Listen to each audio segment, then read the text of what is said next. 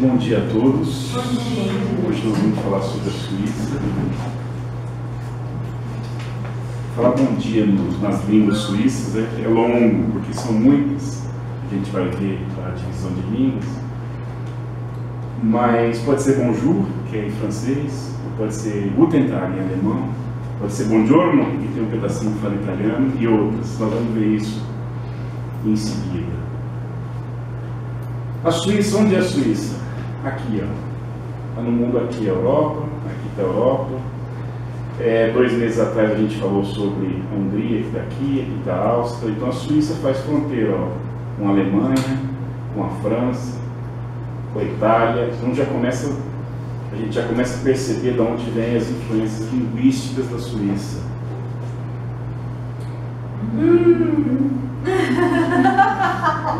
Foi geral.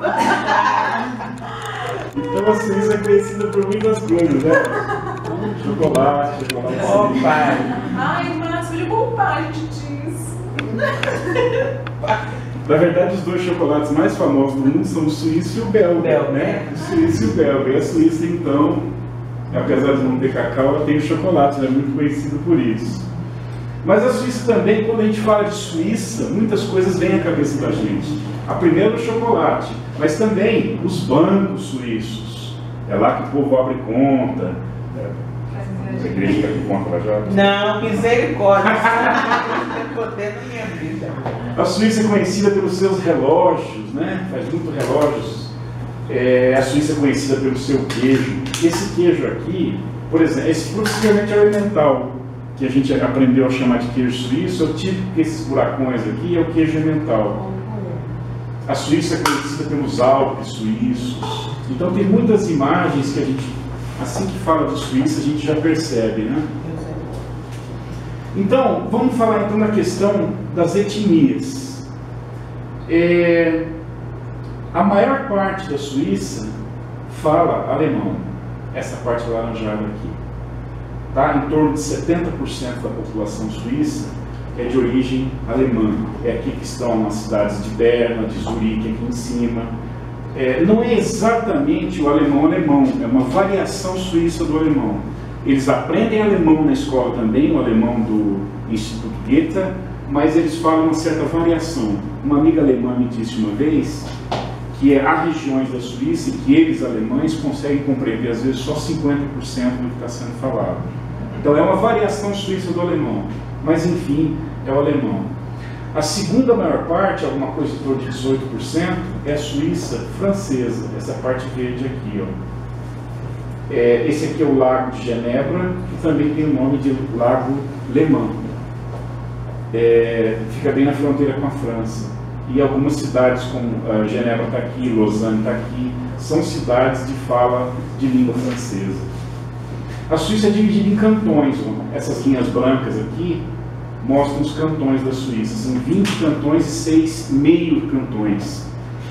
A maioria deles, como eu disse, fala alemão, outros franceses, e tem um cantão só, que é o cantão, os italianos chamam de Ticino, e os de língua francesa chamam de Tessin, onde a língua predominante é o italiano. É uma região muito bonita, você já deve ter ouvido falar, por exemplo, de cidades como Lugano e Locarno, elas estão nessa região. E tem ainda uma língua, que é o romanche, que é falado assim por 1% da população suíça. E ele não está exatamente, não há cantões que falam romanche, mas alguns cantões falam também o romanche e outras línguas. O romanche é só 1%. Então, por isso, a Suíça é um lugar assim poliglota. Se a gente quisesse referir a Suíça em inglês, é Switzerland. Em francês, a impressão que eu tenho, pelo menos, é que a Suíça é francesa. Para mim, a Suíça é francesa, não é não, pastor? Foi Suíça, para mim, é francês, porque tem muitas coisas da Suíça que são similares às da França. Então, para mim, Suíça representa a Suíça. Mas se você quiser falar em alemão, pode ser Schweiz. Se for alemão suíço, varia um pouquinho. Schweiz, Schwyz, algo parecido com isso. Em italiano é Svizzera, em romanche é Svirza.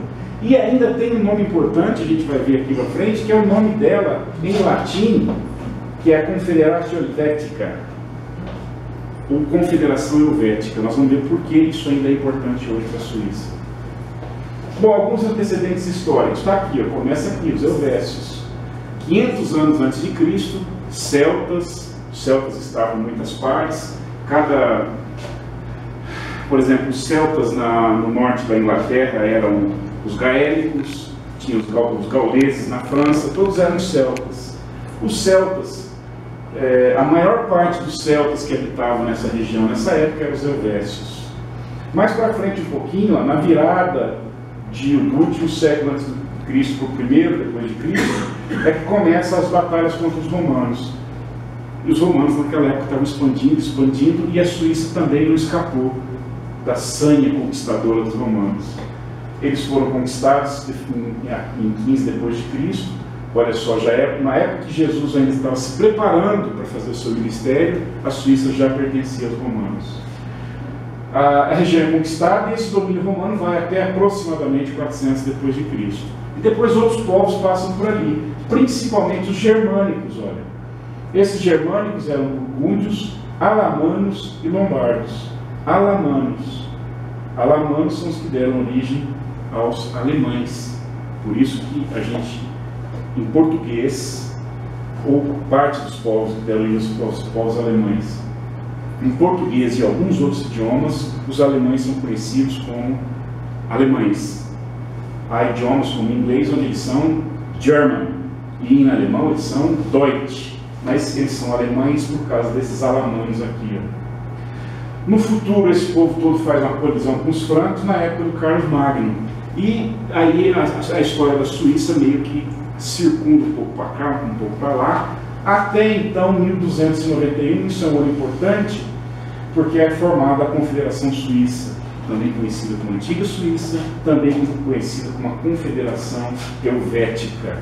Daí a gente vê um dos nomes como parte da Suíça. Através dessa carta aqui, que está até hoje guardada em algum museu suíço, é que é criada a Confederação da Suíça, a Confederação Helvética. Portanto, é a primeira vez que a Suíça deixa de ser um conjunto de desagregados de povos diferentes para se tornar uma nação. E a Confederação Helvética, se a gente for ver, ela já tinha uma configuração muito parecida com a Suíça de hoje, que são essas fronteiras aqui. Esse pedaço aqui, que é a Confederação Helvética, hoje é França, esse pedaço aqui hoje é Itália, mas as fronteiras da Confederação Helvética, elas já eram muito parecidas. E as principais cidades já existiam todas. Genebra estava aqui, Neuchâtel estava aqui, Basileia, Berna, Lucerna, Zurique. Então, a Confederação Helvética, apesar de já ter mais de 700 anos, ela já tinha toda a cara do que seria a Suíça, do que a Suíça é hoje. Houve uma fase, depois de criar a Confederação Helvética, no final do século XVIII, acontece a Revolução Francesa. Isso tem reflexos na Europa toda, isso tem reflexos na Suíça também. Ali também começam a aparecer revoluções motivadas por isso. Aliás, um dos pensadores que é citado na época da Revolução Francesa, que a Arabi conhece bem, é o Jean-Jacques Rousseau, do Contrato Social da Arabi, que era suíço. E a Suíça também acaba sendo, ou parte da Suíça acaba sendo incorporada ao Império Napoleônico. E surge a República Helvética. Então, por um breve momento, a Suíça já se torna uma república ali. O Napoleão percebe que esse negócio de república não vai funcionar e cria o tal do ato de mediação, onde ele faz todo o meio campo ali para o governo da Suíça. Isso dura até 1815, quando ele morre, e é exatamente em 1815 quando é o último ano que se tem notícia de que a Suíça participou de alguma guerra. Então, alguns dados sobre a Suíça. 41 mil quilômetros quadrados, mais ou menos 2 vezes o tamanho de Sergipe. Tem ninguém de Sergipe aí, né? 8 vezes o Distrito Federal, que tem 5, tá bom?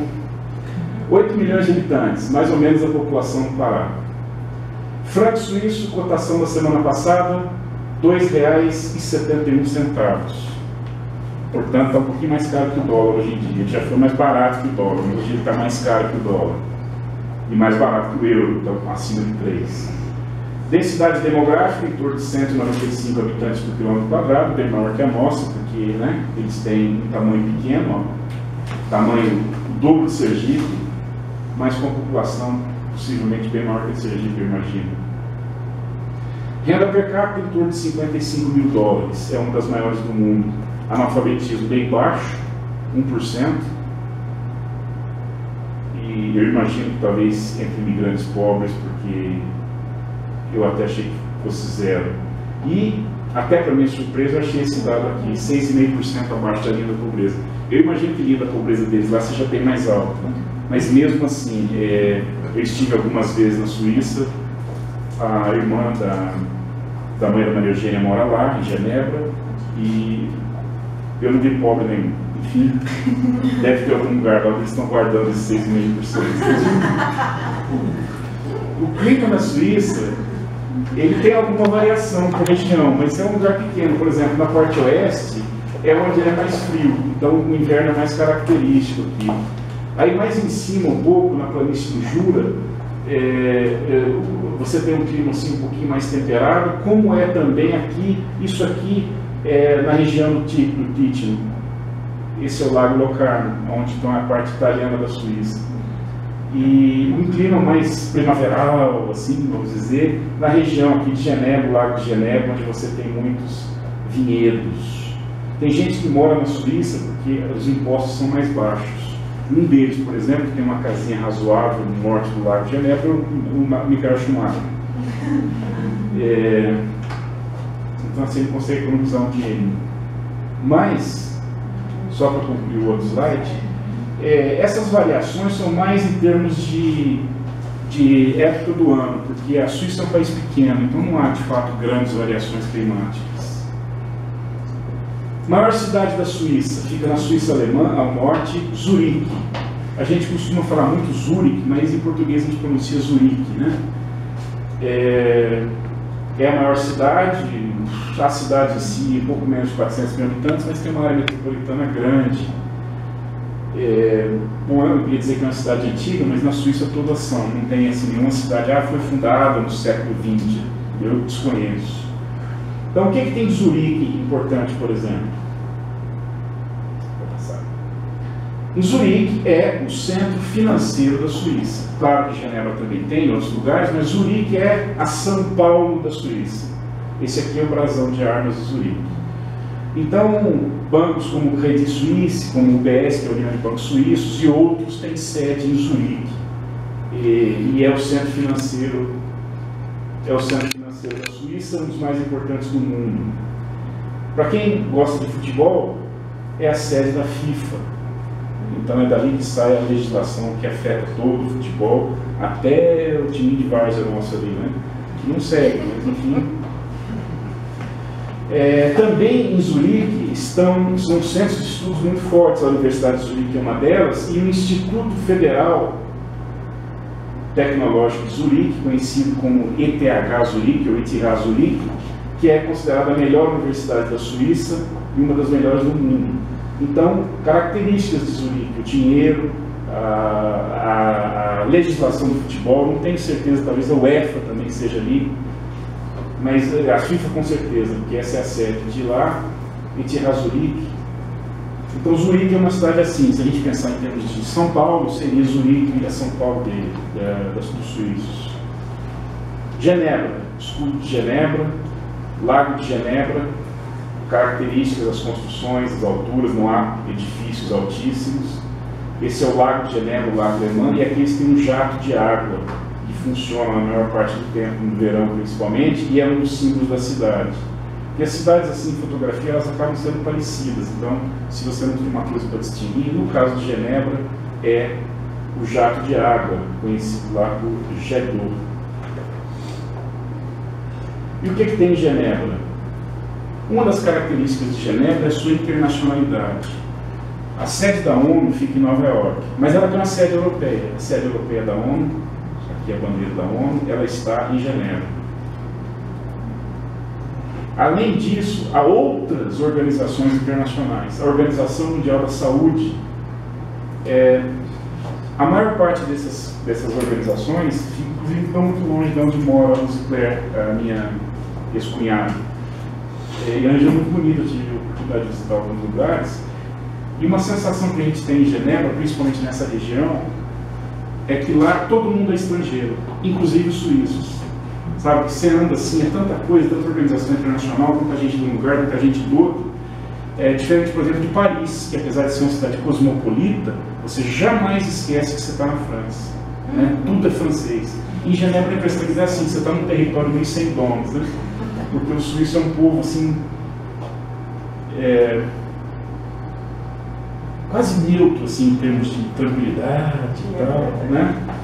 Mas a Organização Mundial da Saúde, onde eles fazem regulações, programas, enfim.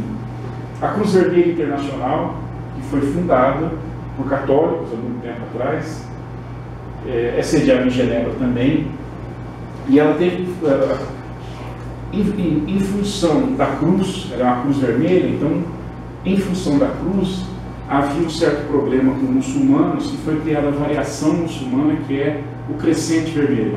Em vez da cruz, tem uma meia-lua. E foi aí que eu descobri que crescente em francês é croissant. Então, o croissant que a gente gosta tanto, nada mais é que um crescente. A Organização Mundial do Trabalho, né, que combate, às vezes, o trabalho infantil, o trabalho escravo, que tenta fazer regulações, os países que participam tentam adotar legislação. A Organização Meteorológica Mundial, e tem outras, a Organização Mundial do Comércio, uma série de agências das Nações Unidas estão sediadas em Genebra. Genebra também é ciência. Fica em Genebra o CERN, que é o Centro Europeu de Pesquisa Nuclear. É isso aqui, ó. Ou isso aqui que é o globo da ciência. O CERN possui, enterrado em Genebra, e aqui a gente pode ver pelo mapa, um acelerador de partículas de 27 quilômetros. É onde eles fazem pesquisas, é o principal centro mundial, porque esse equipamento não tem em outro lugar do mundo. Então é comum as pessoas irem fazer doutorado, inclusive brasileiros que às vezes vão fazer doutorado sanduíche, um tempo de pesquisa, porque aqui eles conseguem, então, acelerar as partículas atômicas para fazer elas se chocarem, e daí eles estudam qual é a energia liberada com essa fissão nuclear. Então é um lugar único, porque é o maior acelerador de partículas do mundo. Então eles colocaram só uma perspectiva, estudo subterrâneo, mas essa é a área da cidade em que o equipamento do CERN ocupa.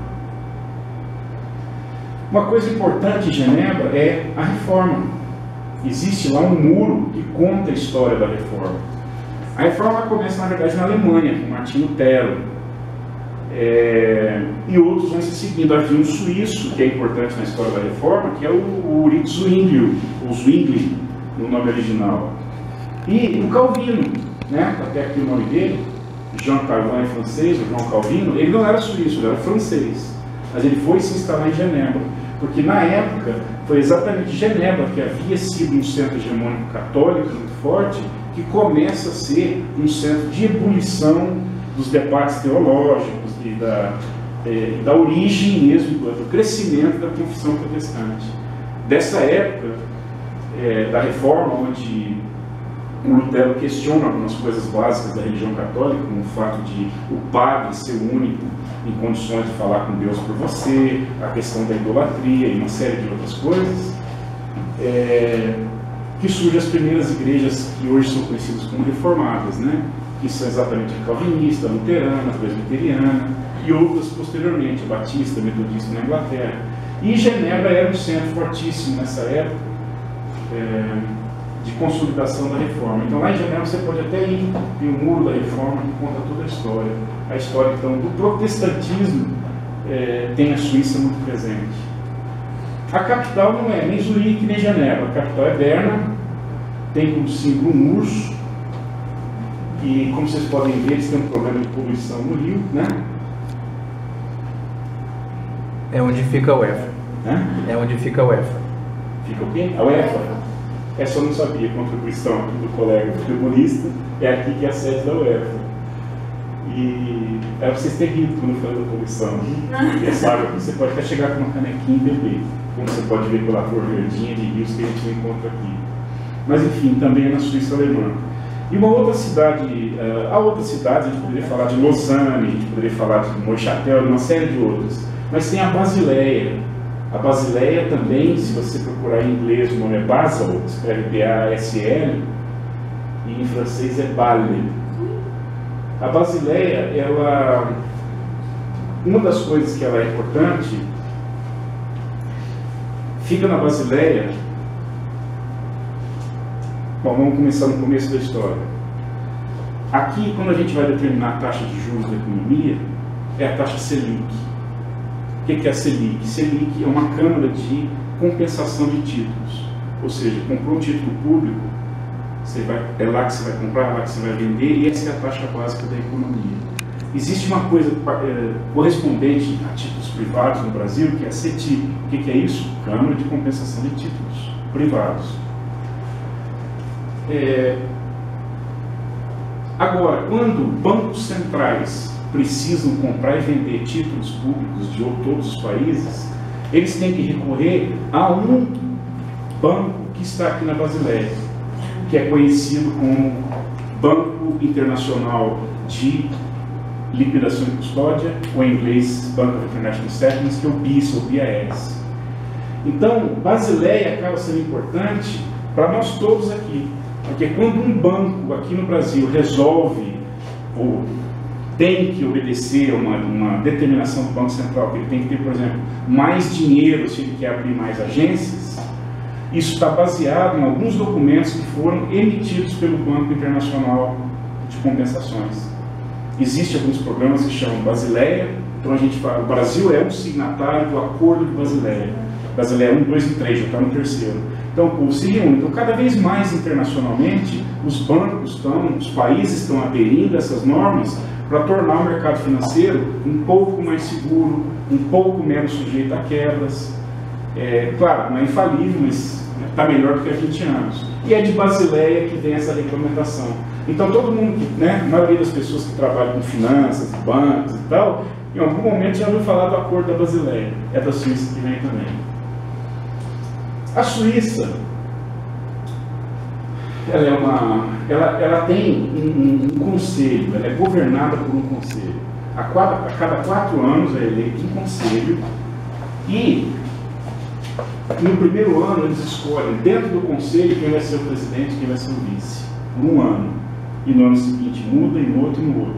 Então é um conselho que governa a Suíça e não um presidente ou um primeiro-ministro. Eles decidem as coisas aqui no centro federal, o centro do Conselho Federal. E é interessante que na Suíça, em alguns lugares do interior, em cidades pequenas, por alguns assuntos, eles ainda se reúnem na praça para fazer democracia direta. Ainda, né? Onde isso é permitido, né? Dependendo do assunto, deve ter uma legislação. Mas eu achei muito interessante porque isso aqui, teoricamente, é a volta aos gregos, né? A Ágora, que não era tão democracia assim, que escravos e mulheres não podiam participar. Mas, enfim, na Suíça pode. Tem legislação. Até os escravos devem ser aqueles 6,5% abaixo da pobreza. E a Suíça também tem as suas relações internacionais muito desenvolvidas, participa de todos os organismos, demorou para entrar na ONU, não é membro da União Europeia, exatamente para manter a sua neutralidade, mas tem sim uma relação internacional muito desenvolvida. Então a Suíça é isso, tem uma economia industrial muito forte, isso aqui na região de Zurique, ainda fabrica 50% dos relógios do mundo. A questão dos relógios tem uma história interessante. Anos 70 talvez, quando surgem os relógios digitais, que eram a pilha, os suíços torceram o nariz, disseram que aquilo não tinha futuro, não resolveram não investir naquilo. E os japoneses viram o futuro e investiram no relógio digital, a pilha, e aquilo quase quebrou a indústria relojoeira suíça, e eles tiveram que correr atrás. Mas hoje ainda, metade dos relógios fabricados no mundo vem da Suíça. Eles têm, por exemplo, laboratórios farmacêuticos aqui, como o Novartis, que todo mundo que toma algum remedinho para pressão conhece. Então a economia é bem desenvolvida, bem diversificada. O esporte, eles têm um outro famoso, como o Federer, tinha a Martina Hingis uma década atrás, mas os esportes onde são mais fortes são os esportes de inverno, né? Esqui, hóquei no gelo, eles estão sempre disputando as primeiras posições de Olimpíada no inverno, né? Então, basicamente, são os esportes de inverno que são os que se destacam mais. E a culinária. Tem coisa que a gente fala que é suíço, que nem a crepe suíça, que é o palitinho, que ele não é suíço, no suíço nunca viu. Mas a batata suíça é conhecida por batata rosti. É um prato simples, inclusive, você pode ir numa loja de conveniência com um amigo grosso e compra ela embaladinha, e você pega uma frigideira, coloca metade, põe um recheio, coloca a outra metade, e você faz um jantar rápido de fazer, barato, porque batata é uma das poucas coisas mais baratas que tem. Então a batata rosti é uma coisa muito típica da Suíça, como são a fondue. Essa é uma fondue de queijo. Eles têm uma mistura de queijo que ele faz e vai molhando o pão ali. Marcos, são passa logo, Marcos. Não, vou falar da fondue de chocolate. A fondue de chocolate você tem que fazer. Daí você pode tirar a receita que eu aprendi. Você pode colocar nata fresca num caneco até ferver. E você corta separado chocolate ao leite e um pouquinho de chocolate meio amargo. Quando a nata fresca ferver, você desliga, joga o chocolate ali e mistura. Aí você vai colocar aqui um foguinho embaixo, assim, só para manter aquecido. Tá bom? Não. Da próxima você traz, né? Pra gente degustar. Uma outra coisa típica da Suíça é a raclette. Eles chamam raclette porque eles usam queijo raclette. Então é uma maquininha assim elétrica. Aqui embaixo tem os negócios elétricos aqui. E você tem uma espécie de uma colher assim, né? Onde você coloca para cada um queijinho ali. E em cima você pode pôr aqui umas carninhas, se você quiser. Aqui é uma pedra. E o pessoal usa, por exemplo, batata e cebolinha, e daí ele pega aquele queijo assim e derrete em cima da batata. O Marcos. Aí diz que você tem que tomar com vinho e tal, porque você não pode tomar com coisa gelada, porque é muito queijo que você come, pode fazer uma bolota. Mas o que acontece na verdade é que o lanchinho básico da Suíça é um bom e velho pão de chocolate, croissant e um café, como na França, né? Chega que eu vou passar por isso. Vamos falar da religião. Na Suíça, a maior parte, 38%, ainda é católico. 26%, 27% protestantes. Aí você tem um quinto sem religião, ou os cristãos, tem uma presença expressiva do Islã, um pouquinho de judaísmo. Agora, o que acontece na realidade... Não, vamos passar mais uma slide. Aqui tem um mapa das religiões, tá? Amarelo, onde tem menos de 40% de católico e menos de 40% de protestantes. Então, são pequenas áreas aqui, né? Verde escuro, onde tem mais de 50% de protestantes. E no verde claro tem um pouco menos, mas ainda tem mais de 40%. Então, os verdes são maioria protestante. Você vai ter Berna aqui, você vai ter Zurique aqui, que é a parte alemã. Agora, aqui é a parte italiana, por exemplo, mais de 50% de católico. E uma parte francesa, aqui é a parte alemã. Então, há partes do país onde tem maioria católica, há partes do país onde tem maioria protestante. E há algumas partes, os amarelinhos, em que tem menos católicos e protestantes, onde talvez você tenha um pouquinho mais de outras religiões. O que acontece na Suíça em relação à religião é o que tem acontecido em toda a Europa, que é uma frequência cada vez menor das pessoas à igreja, sejam católicos, sejam protestantes. Eu estava lendo uma reportagem esse tempo sobre os Estados Unidos, onde algumas correntes nos Estados Unidos, os teólogos, eles começam a se voltar para o evangelismo na América Latina e na África, para tentar entender por que o evangelismo na América Latina e na África atrai as pessoas, atrai cada vez mais pessoas, enquanto que as igrejas protestantes e católicas dos Estados Unidos atraem cada vez menos. Mas isso acontece em toda a Europa e na Suíça não é exceção. Mas o que tem acontecido, pode passar o próximo slide, é que, de um tempo para cá, tem aumentado as igrejas evangélicas, as pentecostais. Elas ainda são um número menor do que as protestantes e católicas. Essa aqui é a International Christian Fellowship, que é a Associação Cristã Internacional. Mas os dados recentes são de que, por exemplo, esse tipo de igreja atrai no culto dominical o dobro das pessoas de uma igreja protestante tradicional. E numa reportagem, tem um reverendo que é daquela igreja que a gente viu, o Olivier Favre, ele estava dando uma entrevista para um site falando exatamente sobre isso. Então eles perguntavam, por exemplo, por que mais gente está participando, né, das igrejas evangélicas, pentecostais? Então ele fala, primeira coisa, as pessoas começam a ter a noção, na igreja tradicional protestante, há um certo distanciamento, né? As pessoas dizem que algumas coisas como dons do Espírito, falar em línguas, isso eram coisas que aconteciam só na igreja primitiva. Hoje já não existe mais isso. E numa igreja evangélica, as pessoas então percebem que há sim uma relação, que Deus intervém na vida diária das pessoas. A gente ora, a gente pede as coisas e a gente vê o resultado. Então isso é uma coisa que atrai as pessoas. Assim você consegue construir uma relação pessoal com Deus. Então isso é um diferencial que ele tem notado. Outra coisa sobre o estilo do culto. Quando eu visitei na Suíça, eu fui algumas vezes, mas a única vez que eu fui à igreja lá foi na igreja católica, quando a Maria Eugênia foi batizada, na paróquia de Santo Antônio. Em francês é mais bonito, né, pastor? É Paroisse de Santo Antônio. Então, na igreja católica, foi para o batismo, eu não poderia avaliar diferenças. Mas, por exemplo, na Inglaterra eu fui na igreja batista, tradicional, antiga, assim, venerável, né? E eu fui na Vineyard, que é uma igreja, não sei se ela é classificada como pentecostal, mas o estilo é muito parecido. E daí o culto é um estilo muito parecido com o nosso. Só que eles faziam toda a adoração na primeira meia hora, depois da palestra. Aí, inclusive, no ambiente de uma escola, era um salão grande de uma escola, onde eles se reúnem. Então, isso atrai os jovens.